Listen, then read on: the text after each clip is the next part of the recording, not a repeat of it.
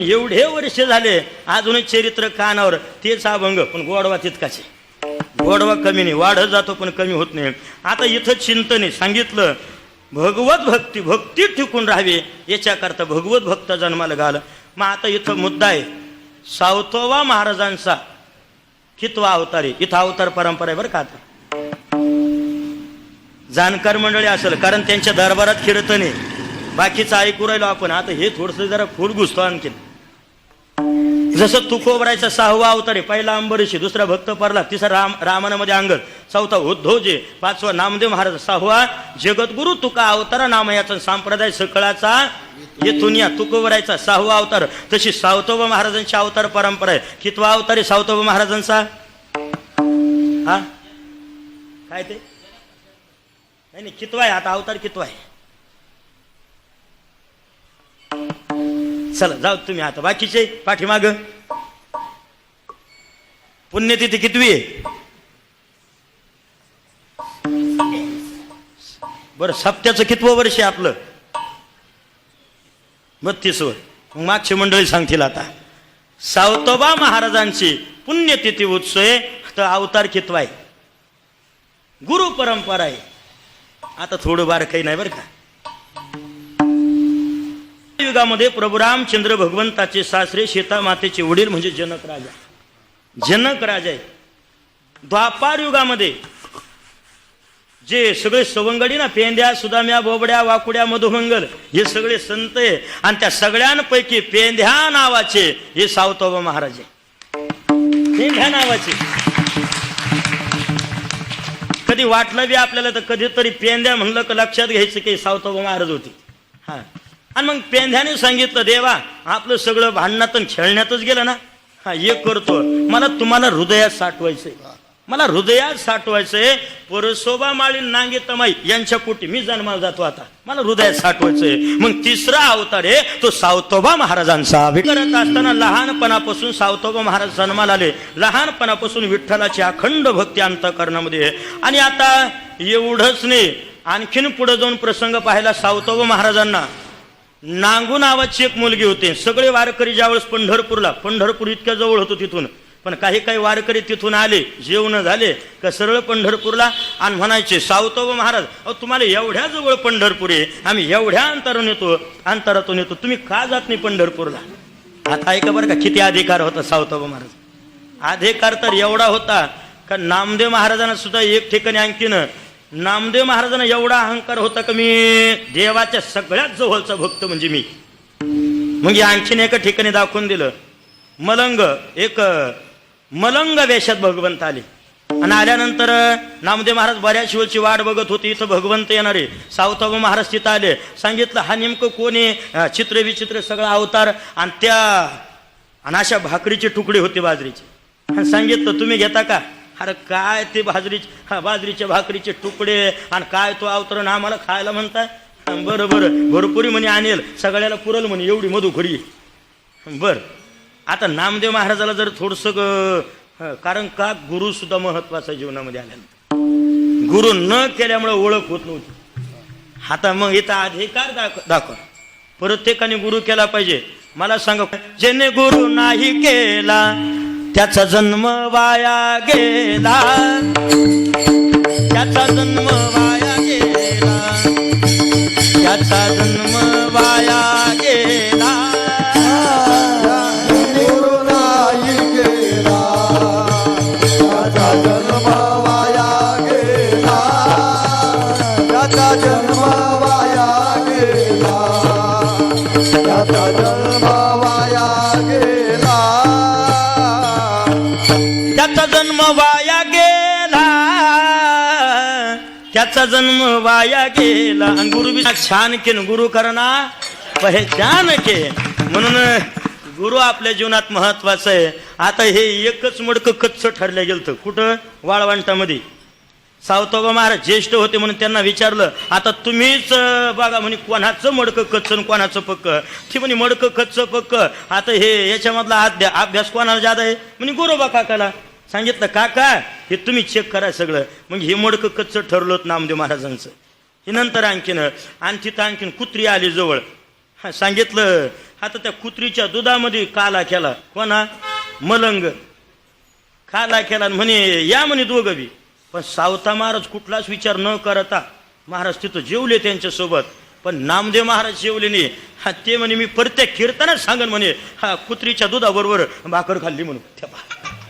ते म्हणे आता काय करा गड्या अवघड झालं.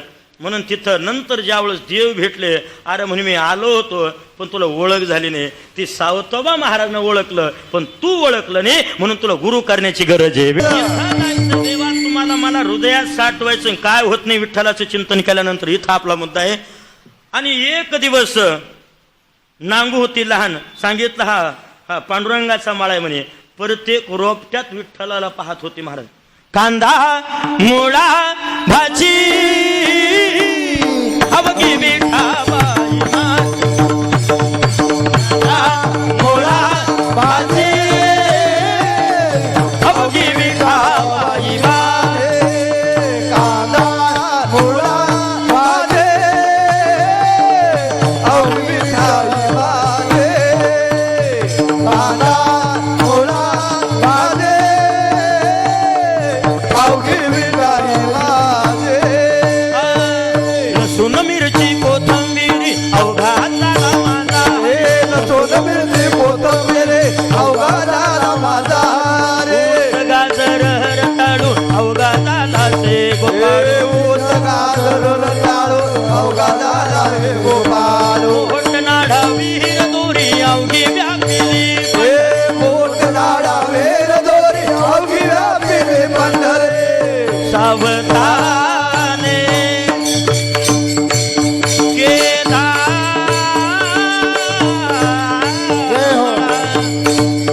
विठ्ठल पायी हे पायी हे पायी हे पायी गोविला कांदा मुळा वादे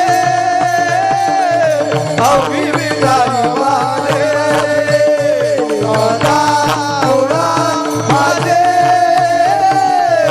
अवघी विठाई वादे विठाबाई माझी विठाबाई.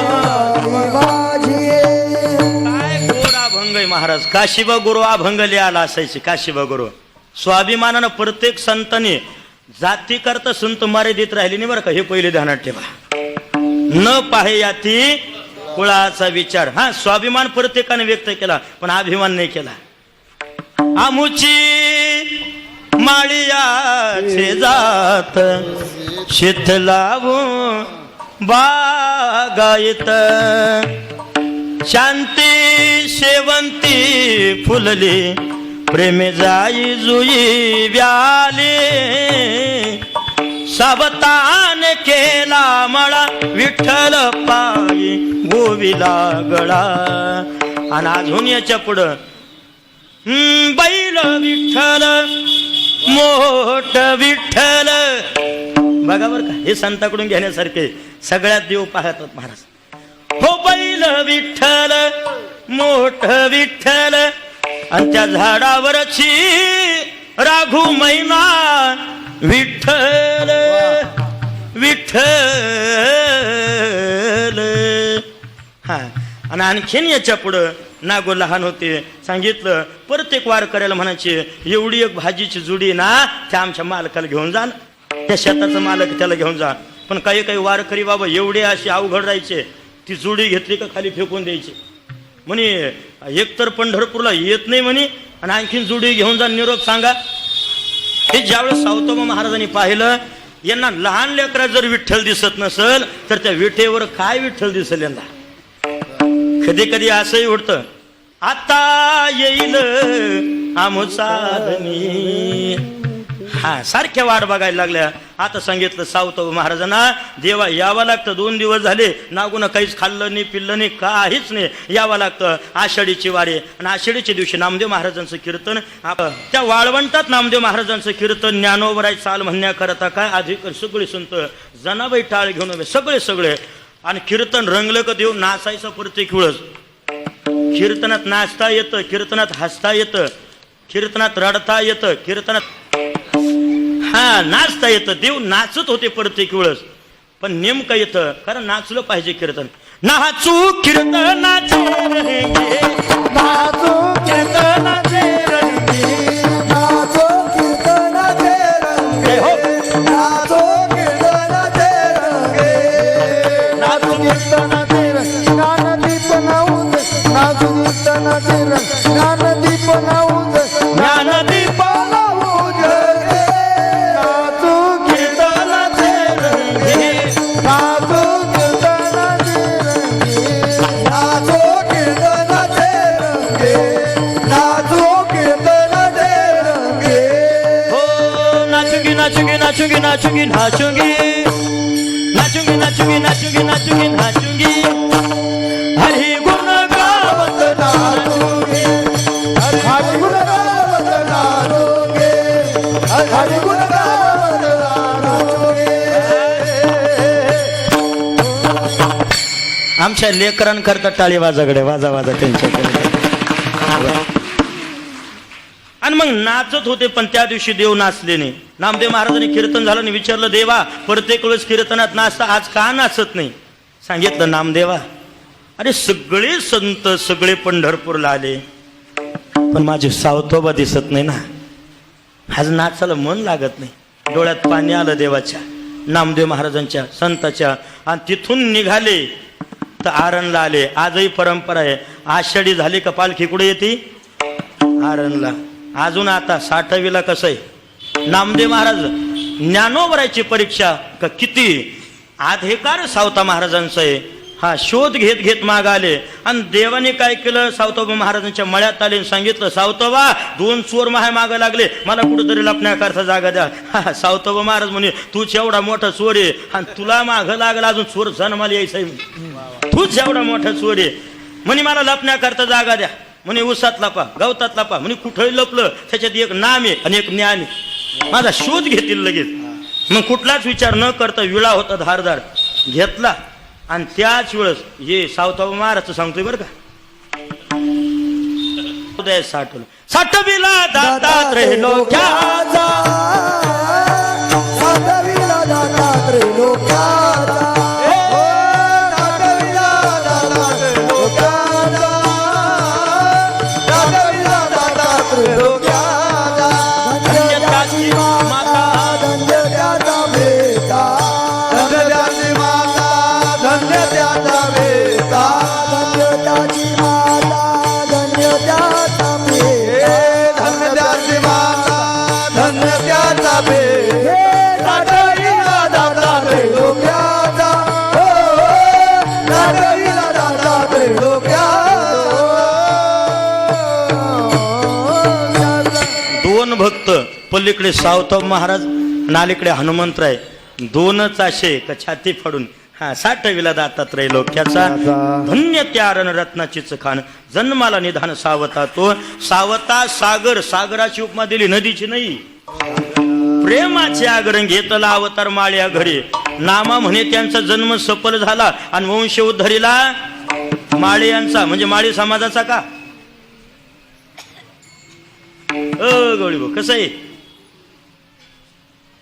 कोणाचा? ज्यांच्या गळ्यात माळी त्यांचा. नाही तर मग काही काही ढाब्यावर तसं नाही बरं का. इथं जरा इथं महत्वाचं, हा इथं सगळ्या महत्वाचा विषय. अशा पद्धतीने महाराज कितीतरी चिंतन आपल्याला पाहता येईल. जगाचा मालक तिथं माळ्या सावत्यास खुरपू लागे, कशामुळं? एका चिंतिता विठ्ठल. शांतीब्रह्म एकनाथ महाराजांच्या घरी 36 वर्षे काम केलं, कशामुळं? एका चिंतिता विठ्ठल. जनावराला दळू लागले महाराज, कशामुळं? एका चिंतिता विठ्ठल.